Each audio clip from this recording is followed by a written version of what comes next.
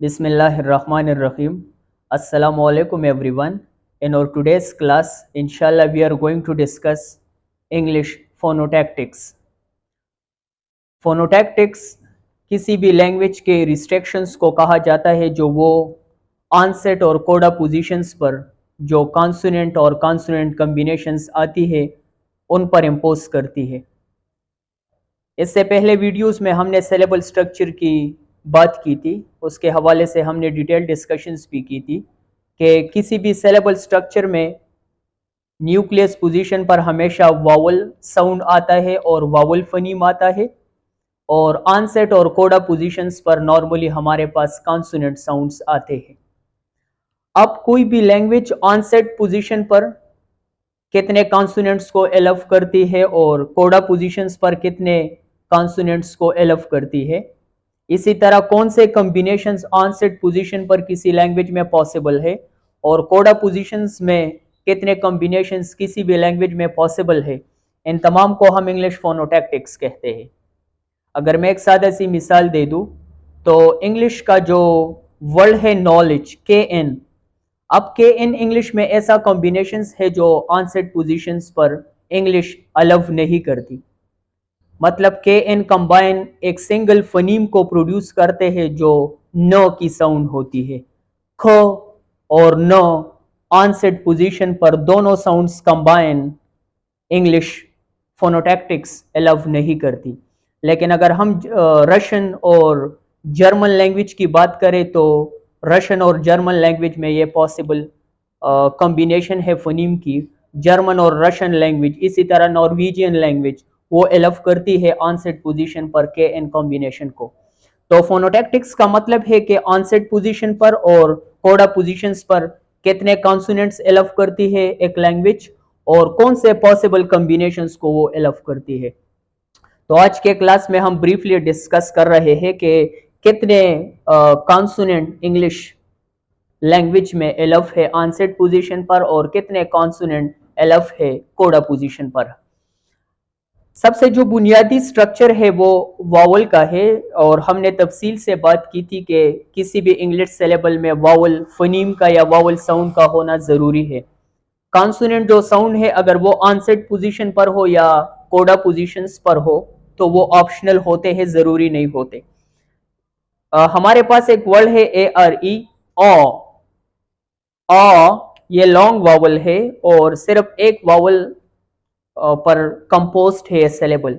इसी तरह O R, जो अगेन एक लॉन्ग वावल है और बैक वावल है इंग्लिश में। दूसरा स्ट्रक्चर है सीवी, कॉन्सोनेंट और वावल। ये एक और स्ट्रक्चर है कि ऑनसेट पोजीशन पर हमारे पास सिर्फ कॉन्सोनेंट आता है और उसके बाद वावल आता है, कोडा पोजीशन पर कॉन्सोनेंट नहीं होती। जिस तरह हमारे पास इंग्लिश का वर्ड है खो, तो consonant plus vowel. VC combination है जिस तरह वर्ड माई में है, म कॉन्सोनेंट है, आई डिफ्थोंग है जो वावल है। इसी तरह V C C vowel consonant consonant, जिस तरह वर्ड एंट में है 70। इसी तरह V C C C vowel consonant consonant और कॉन्सोनेंट, जिस तरह word ends. CVC most common structure है इंग्लिश सिलेबल का इंग्लिश में, कॉन्सोनेंट वावल और consonant, as in the word cat, ख ए एंड ठ। अगला स्ट्रक्चर है C V C C, consonant vowel consonant और कॉन्सोनेंट, जिस तरह वर्ड पिक्स में है, फ ए ख स फोनीमिक डिस्क्रिप्शन है। इसी तरह सी वी सी सी और C, consonant vowel consonant consonant consonant, as in the word text, ठ ए ख स और ठ। सी वी सी सी सी सी मतलब कोडा पोजीशन पर हमारे पास 4 कॉन्सोनेंट आ रहे हैं। ये एक और पॉसिबल स्ट्रक्चर है इंग्लिश में, as in the word text, ठ ए ख स ठ और स।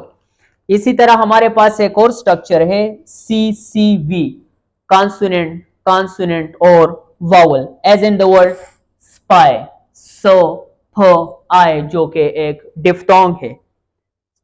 इसी तरह सी वी तीन कॉन्सोनेंट है ऑनसेट पोजीशन पर और एक वावल है as in the word spray, स फ र और ए जो कि एक लॉन्ग वावल है। तो ये कुछ पॉसिबल कॉम्बिनेशंस है हमारे पास इंग्लिश में के ऑनसेट और कोडा पोजीशन पर कौन कौन से कॉन्सोनेंट या कॉन्सोनेंट कॉम्बिनेशन आ सकती है।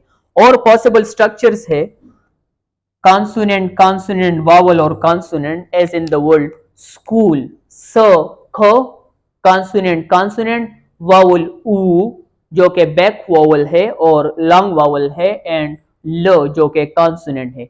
इसी तरह consonant, consonant, vowel, consonant, consonant as in the word spent, स फ अ न और ठ। इसी तरह consonant, consonant, vowel, consonant, consonant और consonant as in the word friends, फ र ए न ड ज।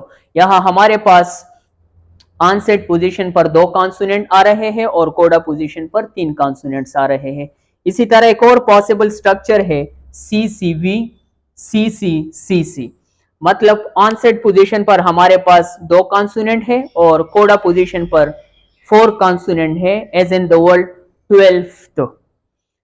एक और पॉसिबल स्ट्रक्चर है कि ऑनसेट पोजीशन पर तीन कॉन्सोनेंट आ रहे हैं और कोडा पोजीशन पर एक कॉन्सोनेंट आ रहा है एंड ऑफ कोर्स वावल तो उसमें कंपलसरी है as in the word stream, स ठ र।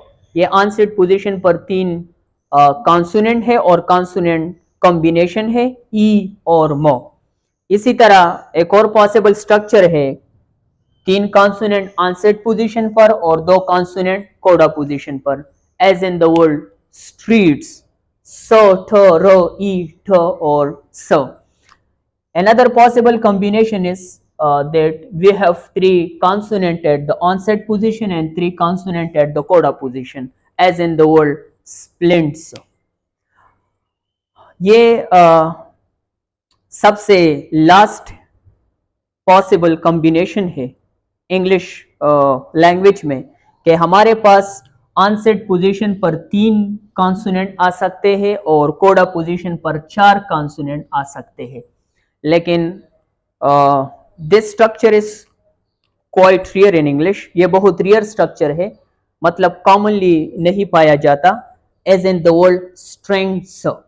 स्ट्रेंग्थ्स में हमारे पास ऑनसेट पोजीशन पर तीन कॉन्सोनेंट है, स ठ र, फिर एक वावल है रिड्यूस्ड ए, इंगमा साउंड है, क साउंड है, स साउंड है और स साउंड है। तो ये उसकी एक मिसाल है, लेकिन ये स्ट्रक्चर रियर है इंग्लिश लैंग्वेज में। अगर हम सम अप करें अपने आज के डिस्कशन को तो हम कह सकते हैं कि फोनोटैक्टिक्स दुनिया के किसी भी लैंग्वेज में